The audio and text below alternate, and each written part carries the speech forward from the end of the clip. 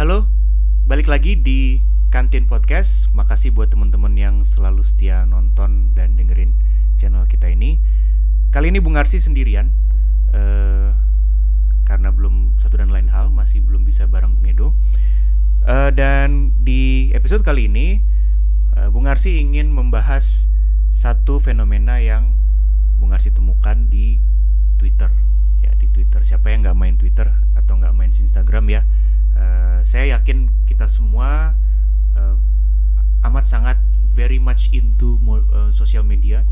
Dan kali ini saya mau mengangkat satu hal atau satu isu yang kemarin sempat rame. Saya lihat ada di Twitter. Ini terkait dengan tentunya terkait dengan pendidikan, tapi ini lebih ke berita positif ya, karena di episode sebelumnya saya membahas hal yang menyedihkan atau menyakitkan ya, tragedi di dunia pendidikan. Nah, di episode kali ini saya mau membahas satu fenomena tentang anak murid yang mengkritik sekolahnya. Nah, menarik karena sebenarnya kalau boleh jujur mungkin saya pun pada saat SMA dulu punya banyak kritik atau ketidaksetujuan dengan sekolah saya, tempat saya sekolah, dan mungkin saya juga yakin murid-murid saya di sekolah saya juga punya banyak hal yang mereka tidak setuju.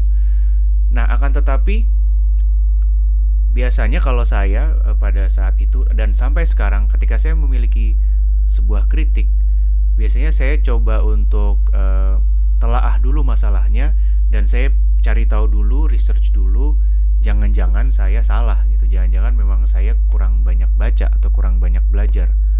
Ketika saya sudah banyak baca dan saya mendapatkan bukti yang cukup atau evidence yang cukup, maka saya baru berani untuk menyatakan kritik tersebut. Nah, ada yang menarik, yaitu ada seorang siswa dari satu SMK di daerah Jawa Timur bernama Muhammad Raffi Azami. Nah, Raffi ini membuat tulisan yang mengkritik sekolahnya, yaitu berjudul Sekolah dan Ilusi Kedisiplinan, dan di-publish di satu website yang bernama omong-omong.com ya. Nanti saya akan share linknya. Nah, anyway, saya juga terakhir saya cek, Raffi ini juga membuat sebuah buku ya. Jadi dia juga membuat sebuah buku, cuman terus saya belum baca dan saya belum beli bukunya seperti itu. Jadi Raffi ini intinya saya nggak mau banyak bahas terkait artikel ini. Saya nggak mau banyak ceritain. Saya akan biarkan teman-teman kantin untuk membaca sendiri dan menilai sendiri seperti apa ya. Namun pada intinya saya lihat di tulisan Raffi ini dia termasuk niat gitu ya. Kalau bahasanya itu menurut saya dia niat banget nulisnya. Kenapa saya bilang niat? Karena di tulisan dia tentang sekolah dan ilusi kedisiplinan ini, dia mengkritik, tapi dia mengkritik berdasarkan dan dia menyertakan evidence-nya atau teori-teori pendukung dari ide dia atau dari tesis dia ketika menulis. Dan saya melihat di sini Raffi ini melakukan satu hal yang boleh dibilang mengikuti kaidah-kaidah penulisan. Contohnya adalah saya melihat Raffi ini dia menggunakan quotes atau dia mengutip teori-teori tertentu yang mendukung argumen dia gitu. Nah, ini agak cukup menarik juga ya buat saya. Karena apa? Karena ternyata masih ada ya siswa yang menulis tanpa disuruh gitu. Karena jujur aja kalau saya lihat juga murid-murid saya, mereka nulis ya ketika saya kasih tugas gitu ya. Walaupun mungkin untuk anak-anak 90-an seperti saya, pada saat kita masih sekolah, masih SMA gitu atau SMP, kita cukup senang menulis gitu ya, karena belum ada sosial media, dan menulis itu juga menjadi satu dulu saya ingat banget dulu saya punya mulai membuat blog seperti itu ya. Ya nulisnya sih ngasal atau apa, tapi dari nulis ngasal itu pada akhirnya kita lama-lama jadi pengen upscale gitu, dari yang tulis yang ngasal, curhat-curhat, jadi pengen menulis sesuatu yang membahas sesuatu secara mendalam seperti itu. Nah, saya lihat sepengamatan saya memang di zaman sosial media ini anak-anak muda atau anak-anak sekolah lebih suka untuk menulis mungkin di threads ya, dalam bentuk threads di Twitter atau dalam bentuk caption seperti itu. Nah, Raffi ini suatu anomali buat saya karena dia tanpa disuruh gurunya atau tanpa ada kewajiban yang memaksa dia menulis sesuatu untuk mengkritik sekolahnya dan menggunakan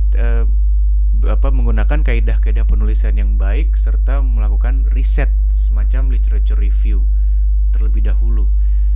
Dan yang memang karena tulisannya bagus, saya juga nggak heran kalau tulisannya Raffi ini di-upload atau di-publish di satu website gitu.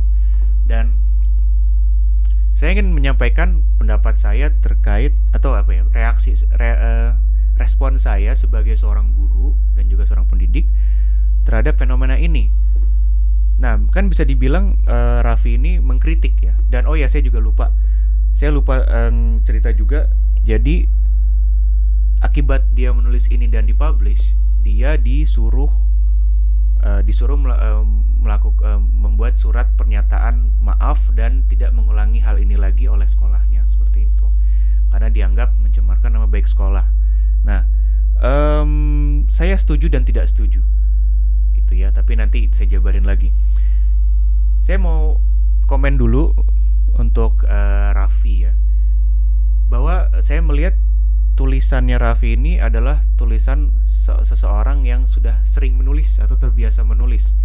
Terbukti dengan mudahnya saya mengikuti kerangka berpikirnya seperti itu, dan juga saya melihat diksi yang digunakan dan juga ide-ide yang dia sampaikan, teori-teori pendukungnya, itu menandakan bahwa dia seseorang yang memang suka menulis dan suka membaca dahulu ya, suka membaca teori-teori atau membaca sumber-sumber yang dapat mendukung ide atau tulisan dia.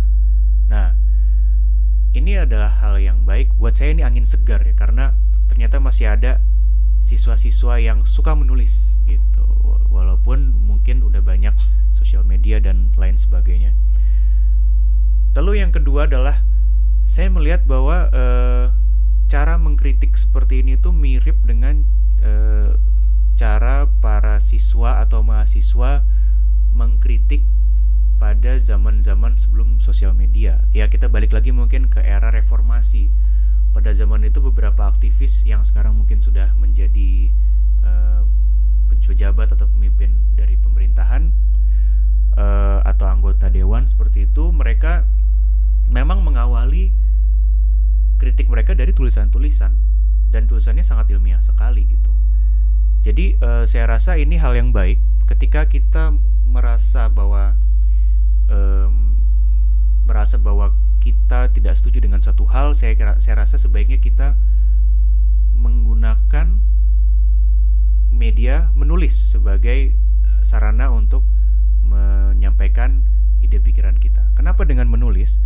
Karena dengan menulis ini kita jadi baca dulu, kita jadi coba riset dulu, dan kita jadi cari tahu nih sebenarnya teori kita atau proposal atau ide gagasan yang kita punya ini valid atau enggak gitu. Jadi kita banyak baca lagi, jadi tidak asal bunyi aja. Karena kan kalau saya lihat juga banyak, nggak cuman siswa ya, tapi juga banyak orang dewasa yang seneng asal bunyi di sosial media gitu, tanpa membaca atau mencari tahu lebih dalam terlebih dahulu. Terlalu pede dalam memberikan informasi yang kalau ketika ditelaah lagi, ternyata salah gitu, ternyata tidak akurat, ternyata datanya salah seperti itu. Nah, Raffi ini saya lihat cukup baik dan cukup well prepared dalam menulisnya ya. Dan buat saya kalau saya jadi gurunya, saya tidak akan langsung memberikan hukuman kepada dia. Seperti itu. Kenapa? Karena justru saya ingin mengapresiasi dulu Raffi. Ketika saya menjadi gurunya, saya akan mengapresiasi Raffi dan berterima kasih atas effortnya yang luar biasa dalam menulis argumen ya, dan tulisan kritik berupa tulisan yang baik ini ya. Namun yang kedua yang menurut saya lebih penting juga adalah kita sebagai pendidik atau sebagai pihak sekolah juga sebaiknya memberikan argumentasi yang dalam bentuk tulisan juga gitu.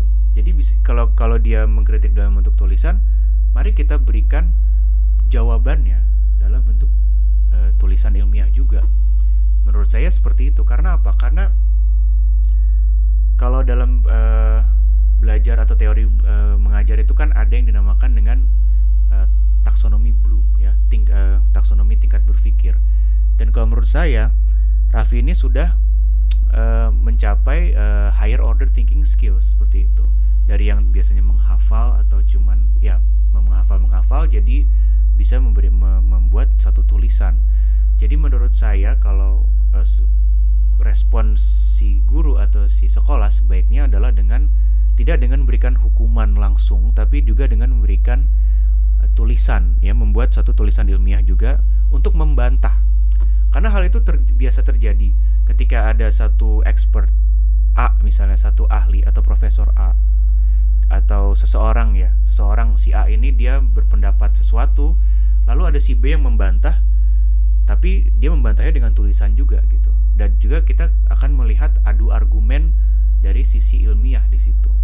Nah, ketika ada adu argumen di antara si A dan si B ini, maka akan menghasilkan satu konsensus mungkin. Kemungkinan akan menghasilkan satu konsensus yang dapat menjadi solusi yang sebenarnya gitu. Karena masing-masing mengekspos kekelebihan dan kekurangan dari setiap pihak gitu ya. Jadi buat saya langkah terbaik bagi kita sebagai pendidik ataupun sebagai guru adalah dengan memberikan tulisan kembali gitu, membuat satu tulisan ilmiah kembali begitu. Namun alih-alih memberikan tulisan jawaban malah memberikan hukuman. Nah, itu saya rasa saya kurang setuju dengan hal itu. Nah, kemudian hal berikutnya adalah tentu juga saya juga melihat bahwa di tulisannya Raffi ini saya lihat memang ada beberapa titik argumen yang lemah. Nah, justru itu adalah hal yang perlu kita luruskan sebagai seorang pendidik atau seorang guru. Bagaimana caranya kita salurkan energi yang besar itu dalam menulis untuk menjadi sesuatu yang lebih positif lagi begitu. Dan buat saya untuk sebagai seorang pendidik atau sebagai seorang guru di zaman ini, buat saya itu kita tidak boleh alergi dengan hal-hal yang sifatnya kritik. Karena ya saya juga sering banget dikritik sama murid-murid saya seperti itu. Tapi nggak apa-apa, ketika saya dikritik, saya akan memberikan jawaban sesuai dengan keilmuan saya gitu. Kalau dikritiknya secara lisan, ya saya akan memberikan balasan secara lisan. Kalau dalam menulis, saya memberikan respon saya dalam menulis. Nah, untuk mengenai masalah tata krama atau masalah etika, saya rasa dalam hal ini Raffi juga tidak menyalahi etika kalau menurut saya. Karena apa? Karena dia memberikan kritiknya melalui sebuah tulisan, bukan dalam bentuk pemberontakan. Kalau mungkin Raffi melakukan kritiknya itu dalam bentuk masalah vandalisme atau merusak properti sekolah atau menunjukkan sikap yang kurang pantas, yang tidak pantas kepada para guru, nah itu salah. Itu bisa dengan tegas sekolah memberikan hukuman. Tapi kalau dengan tulisan, saya rasa itu suatu bentuk etika yang dilakukan oleh Raffi dalam mengkritik, tapi juga dengan etika seperti itu. Nah, dengan adanya kasus ini, dengan adanya fenomena ini, saya jadi lebih semangat lagi dan saya lebih optimis bahwa ternyata sebenarnya anak-anak muda kita ini masih punya hasrat belajar yang tinggi, hasrat menulis yang tinggi, Hanya saja mungkin mereka perlu diarahkan. Dan buat para guru atau para pendidik, saya mengajak bahwa kita semua itu perlu merangkul mereka. Dan jangan takut akan kritik, jangan takut akan ketidaksetujuan atau serangan, tanda kutip ya, serangan kritik dari murid kita. Selama masih pada koridornya, selama masih dalam batasan etika, saya rasa itu hal yang wajar. Bukankah kita sebagai guru juga harus terus belajar supaya anak murid kita selalu mendapatkan insight atau ilmu-ilmu yang relevan? Bukankah kelas itu merupakan satu tempat untuk bertukar pikiran dan area bebas bertanya? Bukankah kita sebagai seorang guru atau pendidik memang memiliki tugas untuk memfasilitasi pembelajaran itu? Seperti itu.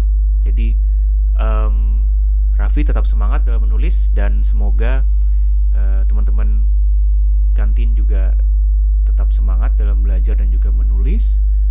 Jangan takut untuk berpikir dan jangan takut untuk menyampaikan aspirasi selama masih dalam koridor etika.